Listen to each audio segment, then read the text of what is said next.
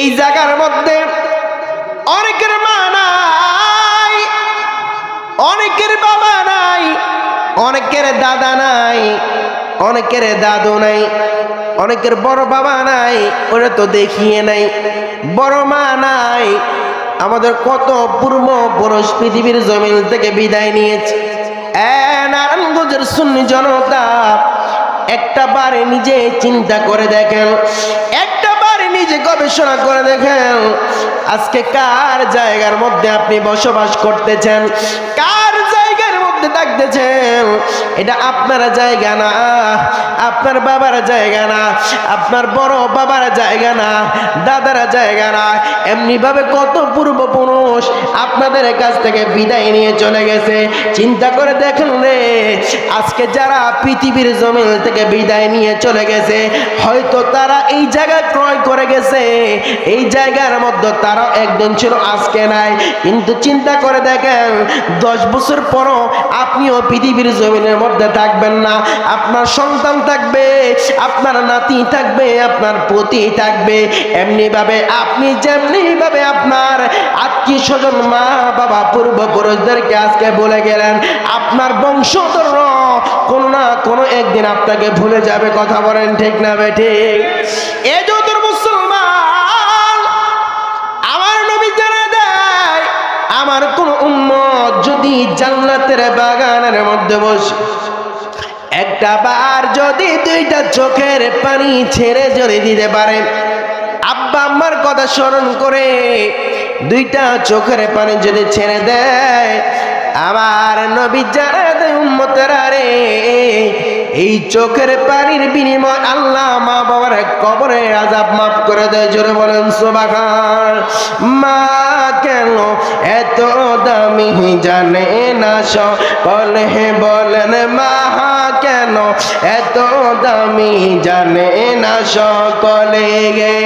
জানতো যদি পড়তো দেখে কোরআন হাদিস খুলে। কথা বলেন ঠিক না বেঠিক?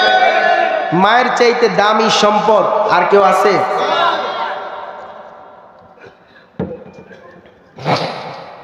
মায়ের চাইতে দামি অমূল্য সম্পদ পৃথিবীতে আর কোনটা আছে? বাবার চাইতে বড় নিয়ামত কোনটা হতে পারে? কথা বলেন নাই। আব্বা এবং আম্মা পৃথিবীর জমিনের মধ্যে সবচাইতে বড় নিয়ামত। কথা বলেন ঠিক কিনা? আল্লাহ বলেন, এই বাবা এবং মা আমি আল্লাহ পৃথিবীর জমিনের মধ্যে মুক্তির দোয়া আমি আল্লাহ গ্যারান্টি দেই নাই। মুহাদ্দিসের দোয়ার মধ্যে আমি আল্লাহ গ্যারান্টি দেই নাই, মুফাসসিরের দোয়ার মধ্যে গ্যারান্টি দেই নাই, আলেমের দোয়া আমি আল্লাহ গ্যারান্টি দেই নাই। কিন্তু কোন সন্তানের জন্য যদি মা যদি 2টা হাত বাড়িয়ে দোয়া করে, আমি আল্লাহ পাক রব্বুল আলামিন ওই দোয়া খালি ফিরাই দেই না। সুবহানাল্লাহ বলেন। ওই মায়ের পক্ষে একটা মানকাবাত আপনারা পড়তে চান না? বলেন মা কেন এত দামি জানে না সকলে, বলেন মা কেন জানে না সকলে, বলেন মা কেন এত দামি জানে না সকলে। জানতো যদি পড়তো দেখে কোরআন হাদিস খুলে, বলেন জানতো যদি পড়তো দেখে কোরআন হাদিস খুলে।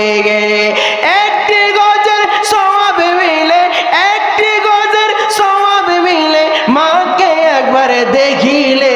মা কেন এত দামি জানে না সকলে, বলেন মা কেন এত দামি জানে না সকলে, বলেন জানতো যদি পড়তো দেখে কোরআন হাদিস খুলে, বলেন জানতো যদি পড়তো দেখে কোরআন হাদিস খুলে। একটি গজের সওয়াব মিলে, একটি গজের সওয়াব মিলে, মাকে একবার দেখিলে, দেখিলে।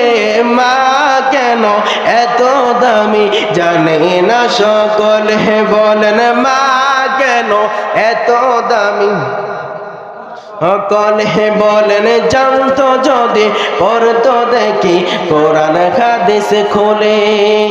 বর্ষা শীতে মায়ের কোলে মূত্রতে করিলে, ধৌত করে দিত মায়ে কুসুমে গরম জলে। কথা বলেন ঠিক না বেঠিক?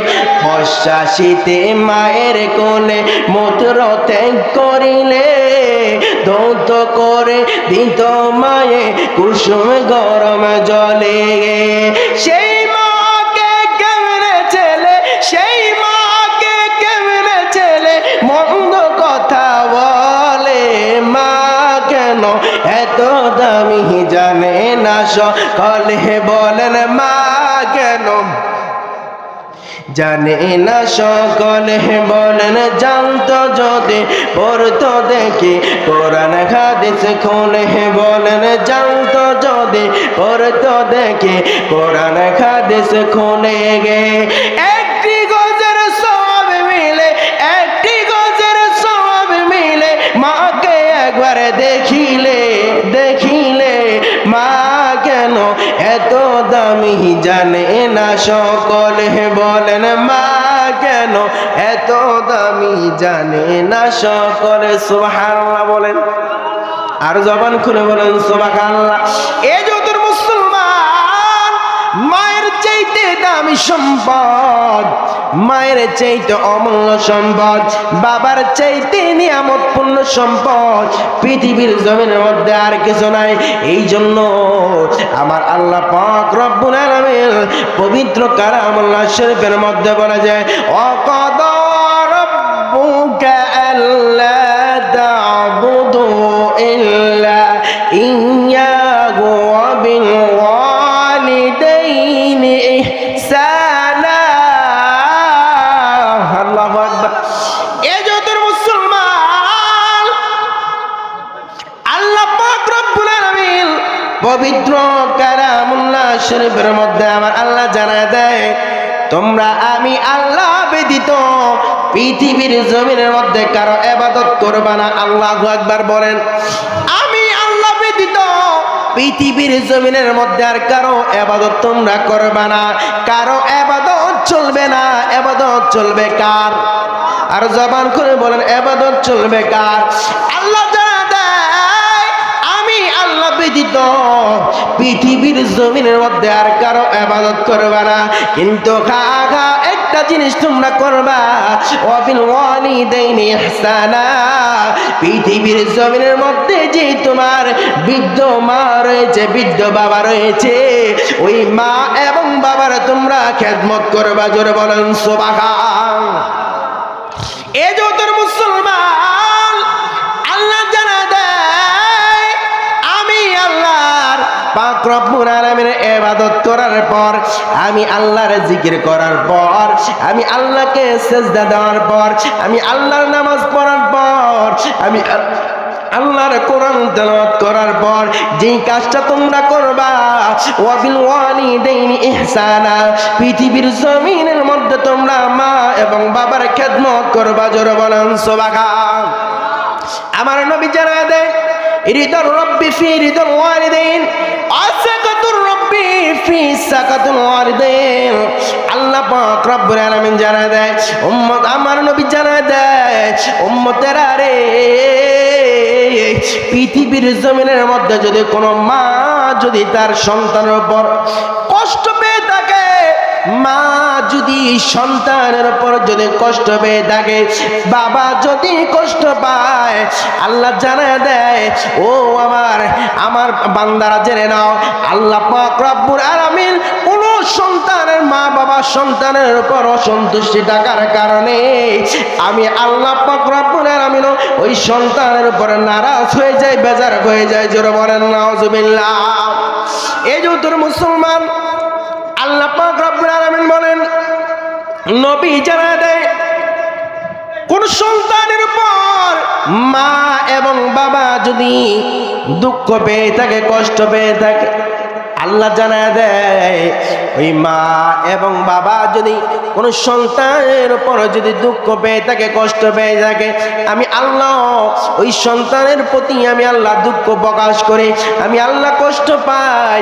কিন্তু কোন পৃথিবীর জমিনের মধ্যে যদি কোনো সন্তানের উপর যদি মা এবং বাবা যদি খুশি হয়ে যায়, আমি আল্লাহ পাক রব্বুল আলামিন ওই সন্তানের উপর খুশি হয়ে যায়। জোরে বলেন সুবহানাল্লাহ। আল্লাহ বলেন কোন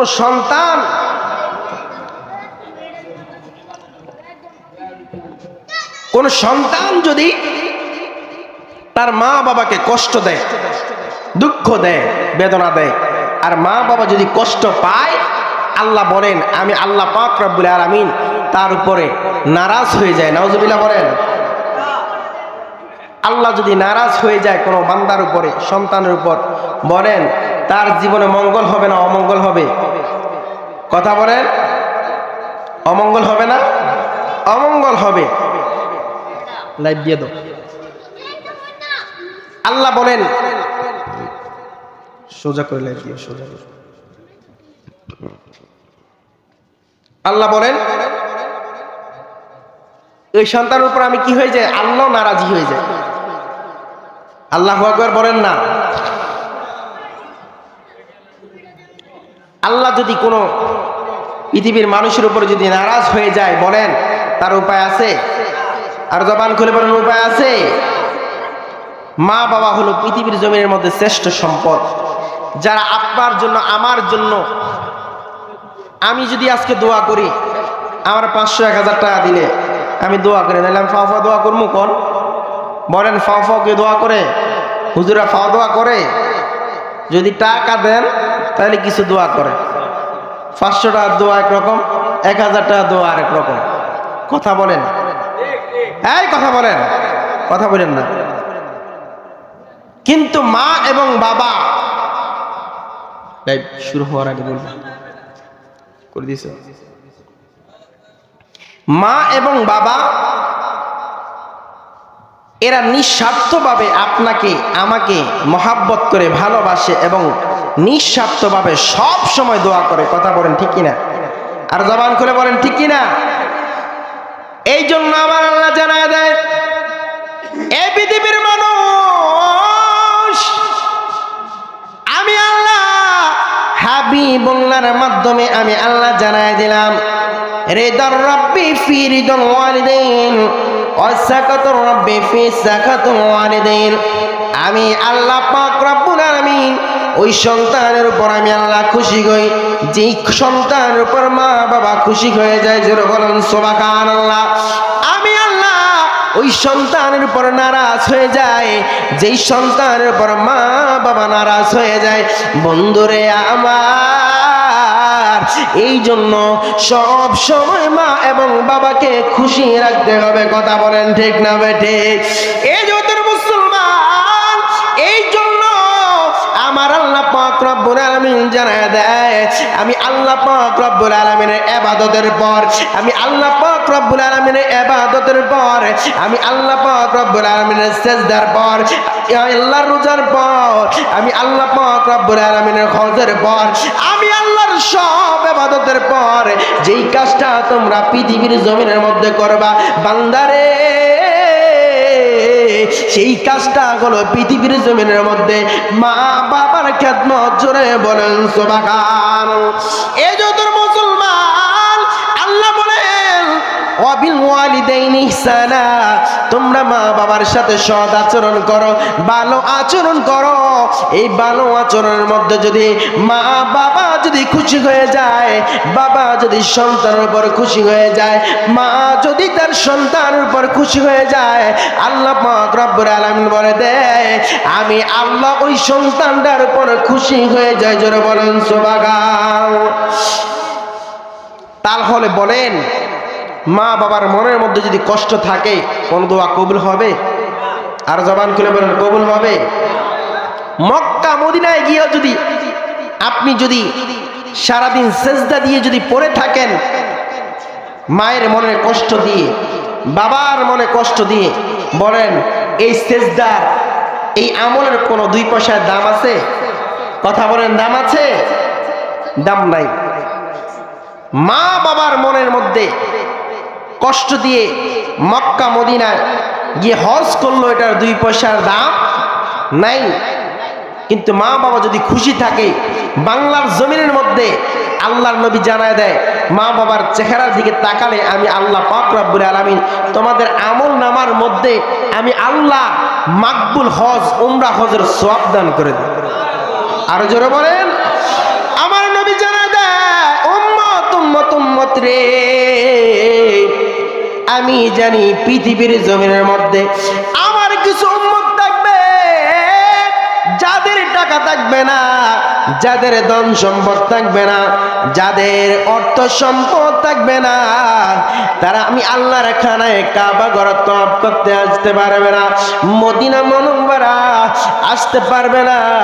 ইয়া রাসূলুল্লাহ, ইয়া হাবিবাল্লাহ, মায়ের নবী গো, তারা কিভাবে উমরা পালনের সওয়াব নেবে, কিভাবে তারা হজ পালনের সওয়াব নেবে?